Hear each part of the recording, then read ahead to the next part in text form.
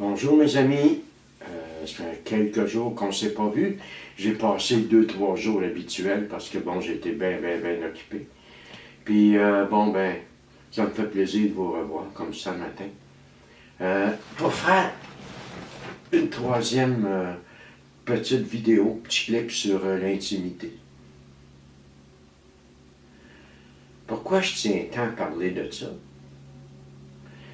Parce que vois-tu, beaucoup de psychothérapeutes, les psychologues, le mode de vie, en fait, une des choses que ça fait, c'est nous faire entrer en nous. Plus près je serai de moi, plus je serai en relation avec comment je me sens, avec ce que je vis, plus je serai à même d'être capable de nommer ce que je vis, plus je vivrai un calme, une paix, une sérénité, une tranquillité, qui va me permettre d'avoir accès à une connaissance que mon intellect ignore, que mon intellect ne peut pas processer, ne peut pas comprendre.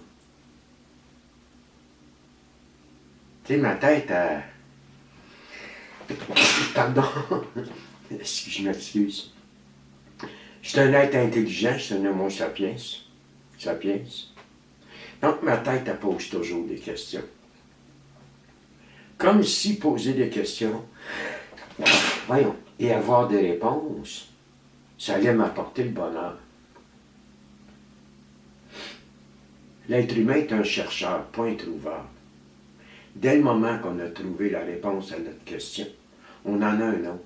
On a une réponse, on a une autre question. Ça finit jamais. Je ne dis pas que c'est mauvais, là, c'est merveilleux. Mais c'est pas ça qui fait que je m'habite. C'est pas ça qui fait que j'ai une certaine connaissance essentielle de ce que je suis. Le mode de vie en 12 étapes, entre autres. C'est quoi qu'il me promet? Mais si je suis en 12e étape, il me parle d'un réveil spirituel. C'est pas logique, c'est pas intellectuel, ça. Ça se débat pas, ça. Ça se discute même pas. Tu sais, tu y crois pas, puis je peux pas te prouver que c'est vrai, puis tu peux pas me prouver que c'est pas vrai. Par contre, ce qu'on peut faire, c'est pas prouver que c'est vrai comme tel, mais on constate tellement de changements chez la personne qui traverse cette porte, qui vit ce réveil spirituel-là. Tu sais, le petit gars de Nazareth, il disait, quand vous ne me croyez pas quand je vous parle de mon père, pas de problème avec ça, là, je comprends que c'est dur à croire dans le maudit, mais au moins, croyez en ce que vos yeux voient, croyez en mes miracles. Moi, je crois définitivement, j'ai cru aux résultats du mode de vie, aux résultats pour ceux qui le mettent en pratique. Mais comment se fait-il qu'il ait tant de résultats quand on le met en pratique? En fait, c'est toute l'histoire d'une démarche vers son centre. C'est le voyage de l'enfant prodigue qui se voit dans l'obligation de retourner en lui parce qu'il n'a pas trouvé à l'extérieur ce qu'il cherchait. Dans le fond, il y avait au fond de ses poches ce qu'il cherchait au bout du monde. D'où l'importance de développer une relation intime avec moi-même, une relation consciente, un contact conscient. C'est sûr que les premiers temps que j'entends moi, m'a confronté aux blessures, m'a confronté à la culpabilité aussi, m'a confronté à la honte, m'a confronté l'infériorité s'il y a lieu, m'a confronté à un paquet d'affaires qui ne sont pas le fun. Mais il a fallu que je passe par là, tu comprends? Il a fallu que je passe par là pour me rendre au centre de la personne que je suis. Puis quand je dis au centre, là, c'est parce que je crois y être. J'y suis peut-être pas pantoute. Mais en tout cas, il y a une affaire qui est sûre. Je suis rendu assez loin pour ne pas avoir de doute sur qui je suis. Donc, cette histoire d'intimité-là, avec moi-même, selon moi, elle est capitale. Je m'étais fui, puis avec de maudites bonnes raisons. Je m'étais délaissé, c'était pas vivable en moi. Il a bien fallu que je survive, là. Mais indépendamment de tout ça, le chemin à l'inverse, le sentier, le chemin le moins fréquenté, c'est ça. C'est bien vaste. Je peux me perdre d'un tas d'affaires.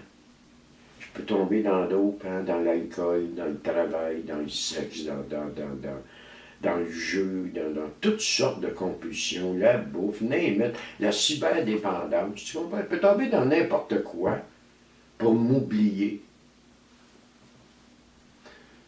Mais il y a une affaire que je ne pourrais pas faire. C'est m'oublier à long terme, tôt ou tard. La douleur, ça va crier assez fort qu'il va falloir que j'en vienne. Entreprendre volontairement, librement, une démarche intérieure qui m'amène au centre de ma personne. Quels que soient les outils que tu prendras, moi je ne te connais pas. Pour nous, ça a été le mode de vie en 12 étapes. Pour d'autres, ça va être d'autres choses. Tu comprends? Je ne pense pas qu'on détient la vérité puis que ce soit le seul et unique moyen. Mais une affaire que je sais, si tu expérimentes une vie difficile hors de toi-même, avec un paquet de problèmes que tu ne comprends pas et que tu ne peux pas gérer et qui te font souffrir, bien, au lieu de tout le temps faire taire ta douleur, accueille-la, suis-la, remonte la piste, va-t'en à son origine. Et c'est ça, quelque part, qu'on parle par l'intimité. Puis derrière cette douleur-là, derrière tout ça, quand tu vas avoir dépassé ça, tu vas te trouver. Puis en te trouvant, mais tu vas trouver ce que moi j'appelle Dieu. Le petit gars de Nazareth, il disait quelque chose comme ça, lui, quand vous voulez prier, arrêtez de faire comme les hypocrites qui vont dans les synagogues et les églises, puis retire-toi dans ta chambre la plus secrète. Va-t'en dans ton cœur. Puis dans ton cœur, là, il y a ton Père qui est déjà là, qui sait à l'avance ce dont tu as besoin. Et c'est sûr qu'il parlait à des gens il y a 2000 ans. Il ne faut pas prendre ça à la lettre. Mais si on regarde ce qu'il disait, ben c'est exactement ça. Cherche pas à l'extérieur de toi des choses qui se trouvent à l'intérieur. La journée où tu vas être en relation profonde avec toi, tu ne seras plus jamais seul. FFI, NNI, terminé. Moi, j'ai plus jamais ça, ce sentiment de déchirure, d'isolement. Ça n'existe plus pour moi depuis longtemps, longtemps, longtemps. C'est un petit peu ce que je voulais te partager un matin à propos de l'intimité, tu sais. On a fait 3 petites vidéos là-dessus. Puis plus tard, on va y revenir parce qu'il n'y a rien de parfait. Hein? C'est toujours à perfectionner. C'est tout le temps à polir. C'est Khalil Gibran qui disait ça, tu sais. Ça va te polir jusqu'à temps que tu deviennes une perle parfaite.